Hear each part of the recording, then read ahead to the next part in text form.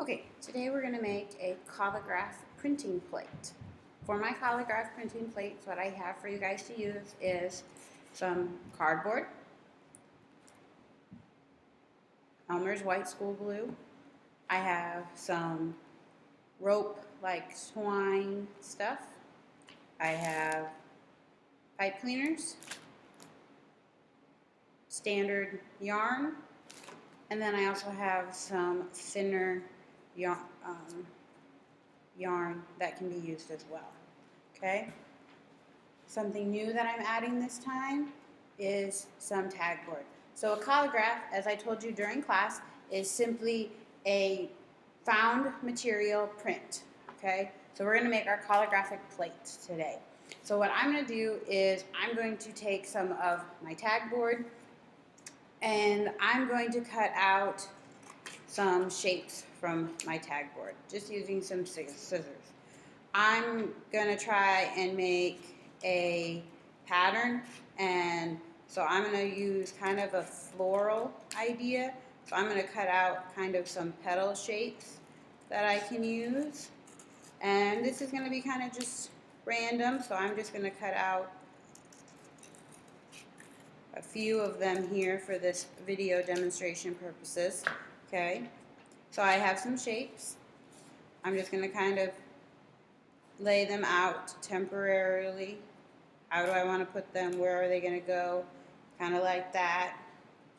Maybe I want it over there. I think I want it over here in the corner, so that way I can kind of fill in the rest of my space as well. Okay, so using some just plain old liquid white Elmer's school glue, I'm going to take my little shapes here and I'm going to add quite a bit of glue. It'll come out here. So that way it sticks. Okay? Now, the printing process can be kind of rough on these. So we want to make sure that the pieces are stuck really well. Okay? I don't know if you can really see that or not. Not really. But I applied quite a bit of glue.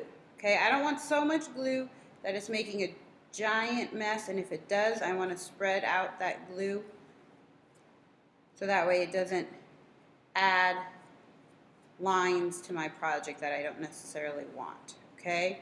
But I want plenty of glue to make sure that everything gets stuck down. I'm going to kind of wipe that extra glue off on the other piece. I'm going to put that there. Okay? So, what I'm doing right now is called an additive method. Okay? I am adding pieces. Okay? It's additive. Those of you that are in my ceramics class, we kind of talked about an additive and a subtractive method and how when we were adding pieces of clay, we were using an additive method. Well, we're still using an additive method because we are adding things to our printing plate. I can also do what's called a subtractive method on this as well. I could take, this is corrugated cardboard, so if you were doing this at home and you didn't have corrugated cardboard, you might not be able to do this thing right now that I'm going to show you quite as easily. But I'm just going to take and I'm going to remove that first layer of cardboard over here.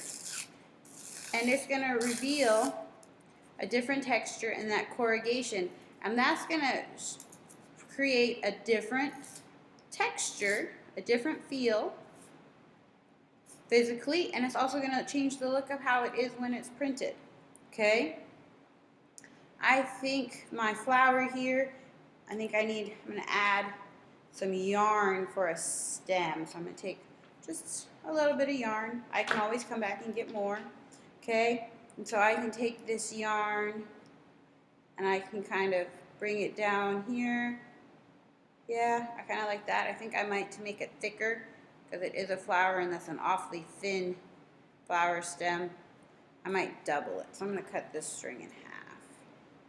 Okay. To put the yarn on, I'm going to first apply the glue to the printing plate where I want it, because that's going to be a lot easier to apply the glue to the plate than it is to the yarn. Okay. So now I'm just going to stick the yarn where the glue is, and I'm just going to gently push it down in there because I really don't want glue all over my fingers. Okay, I'm going to twist it around, pinch it back together lightly to kind of help bring it back where I want it. My piece is slightly too long, but I think I'll just curl it around here this way and squish it into my glue to help hold it. Okay? So I've used a subtractive method, taking away from the cardboard. And this is something I had to think about. When we were in ceramics class and we made our tiles, we talked about, well, if I take away too much, my tile could break or it could curl. And I don't want that. I want it to stay nice and flat. Well, with the printing, if it's too much of it is taken away and it's not going to really print because it's going to have too much of a reduction. So there's going to be too shallow of an area, so it's not even going to show up when I print. So if I want it to print, I need to make sure that I'm not removing so much that it is really, really shallow. I want to try to keep it fairly consistent with how thick it is, okay? So if I build this up and this is 1.5 inches off my cardboard and I remove that little piece, probably not going to see it.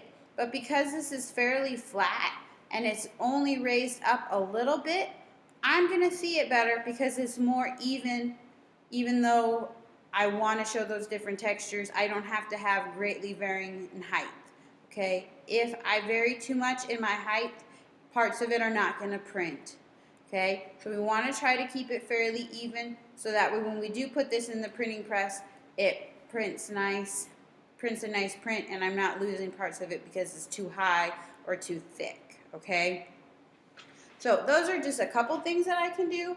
I can go back and I can add more. I could outline these petals if I wanted to. I could go back with my tag board and cut out other pieces and add more to them and raise their height up just slightly. Okay, yes, it's white on white and it's not really going to show up, but this is the printing plate. So it doesn't matter necessarily the colors as much as it matters what I'm doing, because the paint, the printing ink actually is what's going to stick. So I've got some pipe cleaners here. These were some leftover ones, so they're rather short. It doesn't matter that it's yellow and purple because it's not going to make a difference when I print it. Okay, so with the pipe cleaners, I can bend them prior to putting them on, and maybe I'm going to make like a leaf shape here for my little flower. Okay, it's kind of big. Maybe I'll make a smaller one. Okay, so I'm going to make a leaf shape flower. To cut the pipe cleaners, put them back towards the back part of the scissors and make sure you're squishing pretty hard and it will come out. Okay, for the pipe cleaners, I need to make sure that they're laying flat or the glue doesn't really like to keep them on there. Okay, so again, I'm going to put more glue than I really think that I need to help secure that pipe cleaner. The pipe cleaners we have found throughout Hex are the hardest things to get to glue down. So put more glue than you think you need, press it in there, and you need to hold it for a little bit of time, okay? Especially if you have some crazy funky bend in there, it has a tendency not to want to hold that shape. So more glue than you think you need, squish it on there pretty good, hold it for a little bit, and it should stay. Sometimes you have to go back and glue again, okay? If you're having difficulties, make sure you're asking somebody, okay? And it could just be that you need to hold it down longer until the glue has a chance to set up a little bit better, okay? So we need plenty of glue to make sure that things stick and will hold up during the printing process. But we don't want so much glue that there's squishies everywhere and it is altering what our appearance of our print will look like, because the glue will, if there's a big ridge of it, it will print. It will hold that because it will be a raised up area. It's basically an additive method when you have a big squish of glue around something, okay? So think about that. Do you want an extra line of glue around what it is that you're printing? Maybe it will go along with it. Maybe it won't. Maybe it will distract from it because it will be that messy added extra. So think about that. How do I want it to look? Okay, so this is our first video for our calligraphic plate method, our printing press method, okay? Calligraphic print. Calligraph, taking found objects and putting them on a printing plate. In this case, our printing plate is cardboard, okay? Calligraphic print method, Next video, I'll show you how to set up and actually print the finished final plate.